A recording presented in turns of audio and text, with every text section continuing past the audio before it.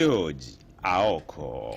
Wadhi kaunti ma Kisumu kama wayudo ni jopiny ne ochopo e roundabout ma Kondele e kaunti ma Kisumu kama chenro mar ndikruok ne opande kod ndikruok ne opande manyien ne jogo ma bende nolalo magi ne obage. Chenro no ne obagi ma bende ne obagi Kondele, Kosao, Pandpieri kod karomo mar Grace Onyango ne oyango ni rowere mathoth e gwenge makono pod onge kod opande. Kowuok e kaunti ma Kisumu, Alan Obiero miyo waler mathoth e wi wachni. Chenro no ma osir kod jagoro mongirore migawo mar arita kwe Dr. Raymond Omolo nokelo kanyakla dhano buora ma osechopo higni 18 ka owuok oko e kawo opande kod kata jogo ma yande ni godo to olalo.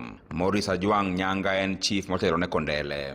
Odiochieng' ma kawuono ne wan gi exercise bag kipande miluongo ni mobile registrations mitimo e bwo flyover ma Kondele. Odiochieng' ma kawuono an mane obedo organize gi PS marwa, kata kineno ibiro neno ka the turn up mar biro ma ji biro mang'eny, kendo wabiro dwaro ni onyalo dwaro kata ma ndalo 3 kata 4 mondo watiek namba ne. Changamoto mwayudo ni wan go ji mang'eny maonge kipande, ji mang'eny molalo kipande. Machielo changamoto mogik bende wayudo ni ji mang'eny manyodak e town ka ok nyal yudo IDs mag wazazi margi mag jonyuolgi. Koro watemo encourage gi mondo gibed gi ID mar ng'ano manyalo chung'ne ka guardian mondo mi oyud kitambulisho. Chief Nyanga wacho ni en chenro ma idhi tim kuom ndalo 3 kendo onge chudo. Ni kok iyudo kuom ndalo 3 wadhi timo exercise. Oduma wan go machiegni ka, wan gi office DC ben machiegni ka, wan go offices ma but ka diyo ben nitie mikawo kipande. Koro watemo nyiso jowa ni kata kopo ni bang' ndalo 3 ok yudo thuolo mar yudo kipande, pod inyalo dhi Oduma, inyalo dhi office DC mar yudo thuolo mar kawo kipande. Excellency marwa Dr. William Ruto incha nolando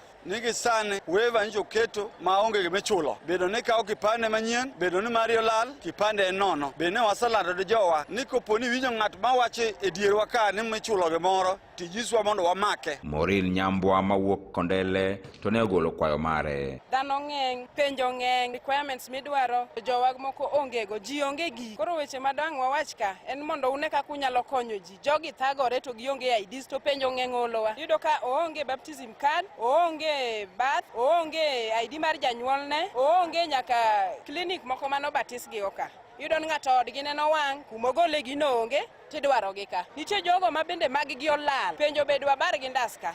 Abstract go idwaro. Omiwa gigi gi kwe kaka oselandnwa gi nwa kawo nono. Ka jogo mane oseyudo bende ne onyiso mor margi. Kwa majina ni Metrin Waliaula, mimi ni mkazi wa Mikosi Kisumu. Nashukuru Mr. President kwa hii kazi ambayo amefanya. Mimi nilikuwa wa kwanza hapa asubuhi, nimeshashika ID, nimepewa waiting guard. Nashukuru. Pia ana kitu namuomba afikishe hii huduma yake mashinani. Kila mtu apata ID. At least 2027 kila mtu apige kura. Nelidora Mogi kwa kaunti ya Kisumu, Alan Obiero.